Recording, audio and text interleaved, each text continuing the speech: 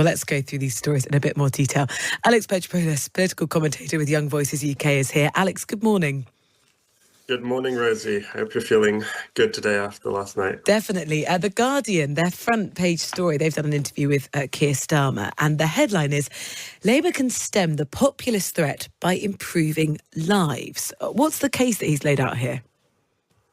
Yeah, the case he's laid out is sort of the case that we will be seeing over the next 5 years, I think, which is this sort of division between populism from Farage and pragmatism.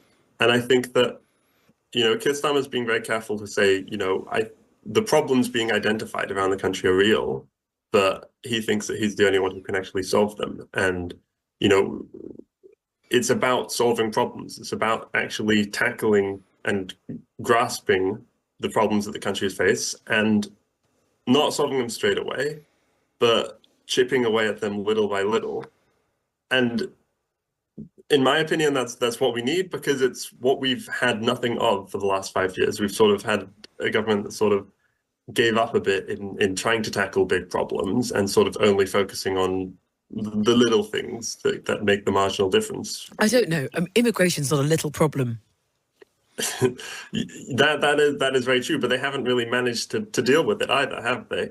And so to that end, they've only really focused on, by that, I mean, they've only focused on really small marginal changes to immigration, only focusing on, say, the boats, which only make up a tiny, tiny fraction of the illegal immigration of the total immigration that comes in. So while these are big problems that the government's been trying to solve, they haven't been looking at big solutions that would take a longer amount of time, but would actually cut at the core of the issue. Are you convinced, let's take that issue, immigration, that you really understand what Keir Starmer is going to do? Apart from sort of not doing the Rwanda plan, what's his sort of vision of how he is then going to, on a much larger scale, if you suggested, Alex, actually solve this? Well, you're right in that we don't actually know. That's probably because Keir Starmer is trying to leave every option on the table. And to an extent, he can sit back and do nothing for a bit because immigration is projected to drop. So that's almost like a free win that will arrive in and of itself. When it comes to actually, tackling the problem, for Keir Starmer's government, it's really going to be an exercise of like radical prioritization, saying, okay, these are all the issues that the country is facing. We're not going to pretend that they don't exist. Which ones are we actually going to prioritize? And so I wouldn't be surprised if in practice they sort of turned around and said, look, guys, we agree that this is a problem, but we're actually going to choose to prioritize the NHS or to prioritize education or to prioritize house building rather than immigration, and not undermine the economy whilst we're trying to solve all these other problems at the same time.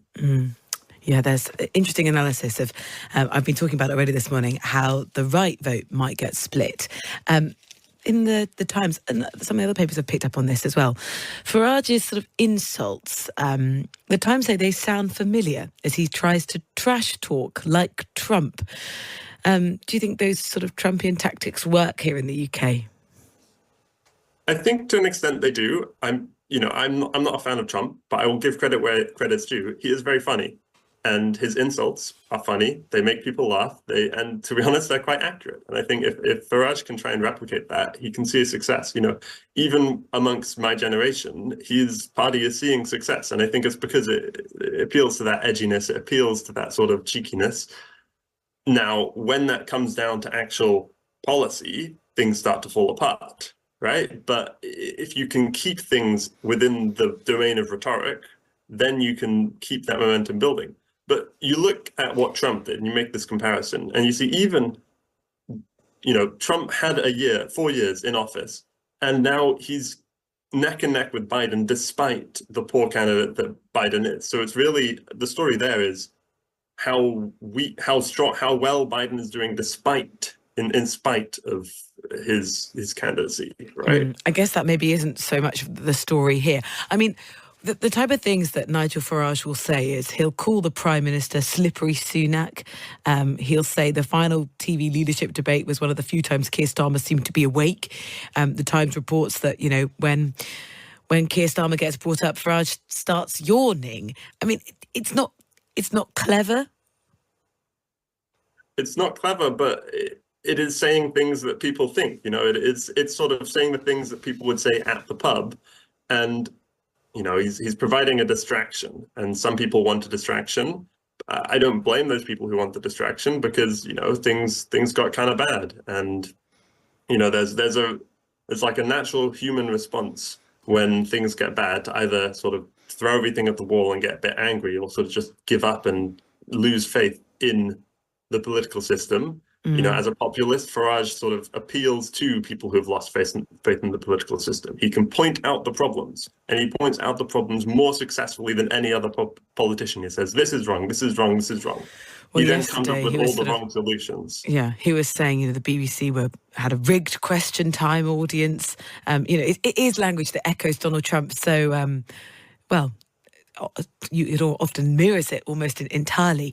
We'll leave that there just for a moment, because there's been some interesting reporting inside the Times about what might happen to the Conservative Party. And there are small clues, because presumably if the polls are correct, then you may be questioning who will be in charge of the Conservative Party, who will win their seats, maybe even to be able to have the privilege of doing it. Well, some websites have been registered backing potential Conservative leadership contenders as Tories turn their eyes to life after the election.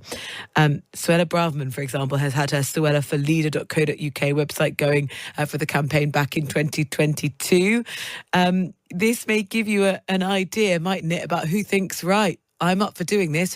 Who's getting those pre-preparations already in place? Yeah, and it really is a sense of who has the wittiest campaign website. Sometimes you've got PM for PM for Penny Mordaunt. Yeah. You've got Kemi Badenoch. You've got Priti Patel even trying to wrestle her way in, despite falling out of relevance a bit. To come back to what you said, it is really a question of who's going to be around after the election. Grant Shapps is sort of looking to position himself as maybe more centrist Tory, but it really is anyone's game until we actually see who wins, who loses their seats. Everyone's eyes are maybe going to be on Rishi Sunak's seat and seeing whether, the Labour challenger will be able to push him out, or whether Count Binface will, squeeze the vote and mean that Rishi ends up staying. But across the board, I wouldn't be willing to bet money on any of them decisively staying and staking out a leadership campaign all the way from now. You really got to see, what is the scale of your defeat? What is the scale of the challenge, though, is if success? you do have your seat, you want to be prepared to go straight away, depending on what Rishi Sunak decides to do, in the aftermath, in the 24 hours after the election. I mean, Steve Baker said, look, he'd be prepared to have a go. They always say, lots of people have been telling me I think I should have a go. So here I am. So we will see. I mean, we're a few days away from what is going to be some significant political turbulence. Libby Purvis puts this in the Times, and I wonder if you agree. She says it feels a bit like 1997, and that comparison's been made time and time again. But she says, crucially, without the optimism. You're right. It's 97 without the optimism. It's maybe useful, I think, to think about the football. And to think about how, the optimism wasn't there, but there still was reason for optimism, because things can get better even at the last moment. Rishi Sunak maybe thinks this. He tweeted out a tweet as the goal was scored last night. I think that maybe the room for last minute victories are out of the window for him. But for the country as a whole, there are small things that we can start doing to make change. I think it's about grappling with the idea that we will only be seeing change on a sort of 5-year timescale, and not setting expectations too high, which is I guess what you can say about what Keir Starmer's been doing by not saying too much. He's very much not be saying things will radically change in 1 or 2 years. But I am optimistic that things can get better and will get better, because at the end of the day, we are starting off as a country that is, one of the top 5 economic powers in the world, and has been up there and has declined, but there's still potential. Louis says, Britain's even wearier now, more divided. What will be the same, there is a sense I found in later writings under the headline, Now for the Bill. People who'd prospered since Thatcher but voted for change did so not for the sake of the poorest, but because, frankly, it is no fun to live on the middle-class island if all around you the waters are rising. It's a brilliant read this morning. I recommend it. Alex, thank you so much.